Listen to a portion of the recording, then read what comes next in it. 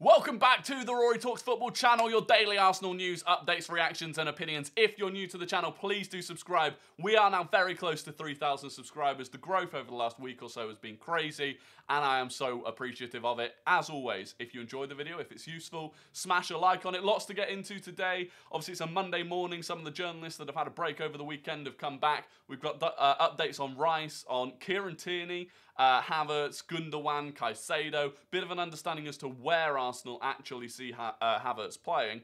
But starting with Declan Rice. Now, this is coming from Team News and Ticks, who is very, very reliable. And he made a bit of a thread kind of addressing the concerns over these delays to what is happening with Rice. And I remember saying on a video a few weeks ago that my concern with Declan Rice was that it would go from we're waiting for the final to be out of the way to we're waiting for the end of the international break to we're waiting for Rice to get back from holiday, and that these delays would happen. And so I kind of predicted it, which is why I'm not too bothered about it. But like I said, Team News and Ticks has addressed it. He said, well, amongst one thing that he said was that obviously there's this dispute as to whether a second bid has gone in. He says a second bid has gone in. Some West Ham sources last week were saying there's not a second bid yet, but we're expecting it tomorrow. And he addressed that by saying it would be unusual for Arsenal to say we're not bidding today, but we'll bid tomorrow. Like, you would just put the bid in.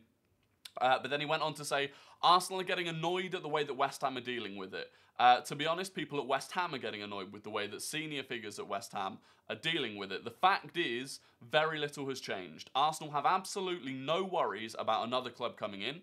Ignore all of the press leaks. That's West Ham trying to drum up interest. I've said for a while now, I'm 90% confident, and all of the noise in the last week hasn't changed a lot. He then summed up the whole thread by saying, I personally think West Ham are still holding the second bid, and the reality is the only changes we've seen in the last 4 days have been positive ones for us. So overall, I do think, as frustrating as it is that these delays are happening, and look, some people are blaming it on Arsenal and Edu. I don't think Arsenal have much, if any, control over the pace of the way this is happening at the moment.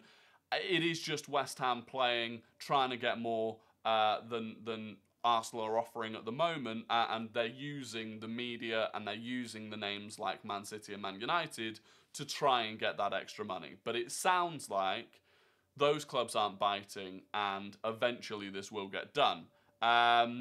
And like we said, obviously, after the second England game, hopefully some progress will be made. But that's the latest on Declan Rice. An update on Kieran Tierney. Now, this is coming from Steve K at transfers.com. Not the most reliable source, so I would take it with a pinch of salt. But obviously, coming into the window, Kieran Tierney was one of the players that we were more confident would leave and that we would get a decent transfer fee for. However, Steve K said talks between Kieran Tierney and Arsenal regarding the Scottish defender staying at the club are progressing well. Arsenal manager Mikel Arteta sat down with Tierney and made it clear that he does not want Tierney to leave this summer. Tierney was assured that he remains an important part of the Arsenal squad and will get plenty of game time next season. The understanding is that Arteta plans to regularly set up in a 3-man backline next term, with Tierney ideal for such a system. Now, what I would assume that 3-man backline would be the same system that we ended the season with. That way that Kivior played the left-back role against Nottingham Forest, where the right-back was Partey and was inverting. I assume that's what that back 3 role means, and I agree. I genuinely do believe that Kieran Tierney would be very well suited to that role. Now, I don't think that Kieran Tierney will stay if the intention is to just continue to have him as a backup to Zinchenko, trying to play the Zinchenko role. I've said it before, I love Tierney, I would love him to stay, but he cannot play the Zinchenko role. That's not going to change, and so I don't want another season of us trying to get him to play that role. It's completely not suited to him, and ultimately it never will be. However, if we're keeping him to play more of a traditional role, or as they've said, that back 3 role as the left-sided centre-back in a back 3, I'm quite happy with it. It also follows on from what we heard yesterday, that Cucurella is now Newcastle's target at left-back. They've kind of switched from Tierney to Cucurella, and there aren't really many other options for us to sell to in terms of Tierney, in terms of teams that would pay upwards of 30 million for him. So it does seem like it's more likely that Kieran Tierney will stay. I'm happy with it. I love him as a player, as long as we use him correctly. And obviously that remains to be seen. On Kai Havertz, this is less of an update about the situation regarding the transfer, although it does sound like Havertz is probably going to be the first player that we sign this window. It's more about where he fits in at Arsenal, which is something that we talked about yesterday. This comes from James Ollie at ESPN. Sources have told ESPN that during conversations, Arsenal have indicated that in addition to operating as a number 10 and as a number 8, they also see Havertz as capable of playing in any of the 3 attacking positions in an interchangeable forward line at the top of a 4-3-3 system.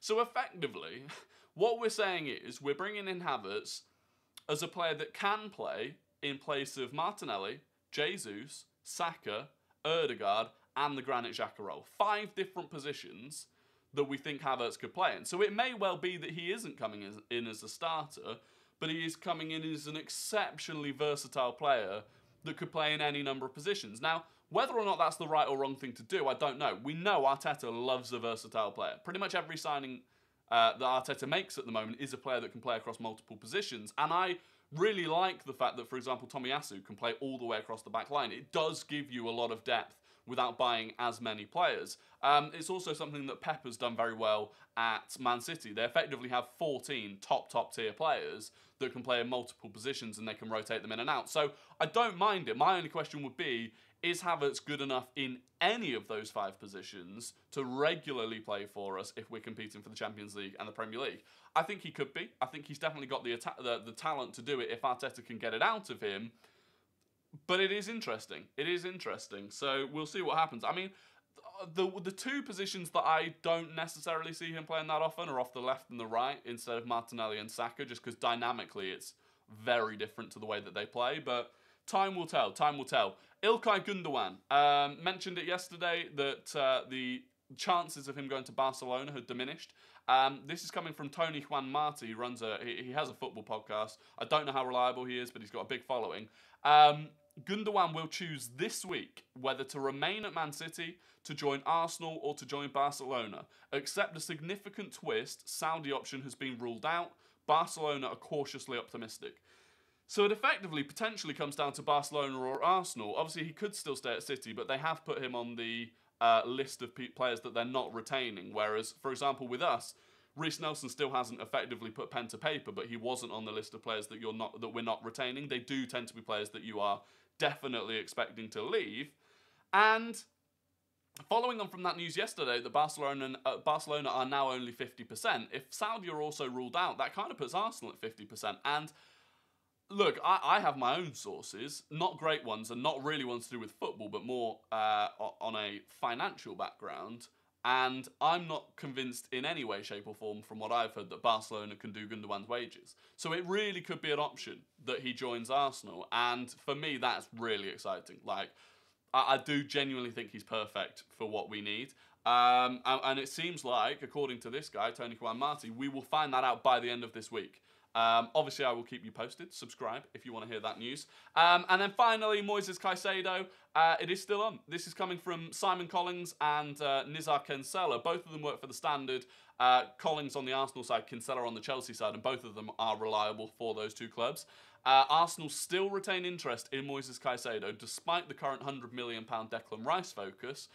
Chelsea remain strong favourites, but under certain circumstances, they could trigger a challenge from North London. So there is still a chance that it happens. It may depend on whether or not Chelsea can get the deal over the line before we get Declan Rice done. But there is still a potential there for us to upset them. So, I mean, that would be nice, right? If they, I think Chelsea fans are pretty certain and confident that they're getting Caicedo. For us to get revenge for Mudryk, it would be very fun. But there you go. That is all of the latest. If you enjoyed the video, please do like it. Subscribe if you're new. I'll be back tomorrow. Have a fantastic day and cheers.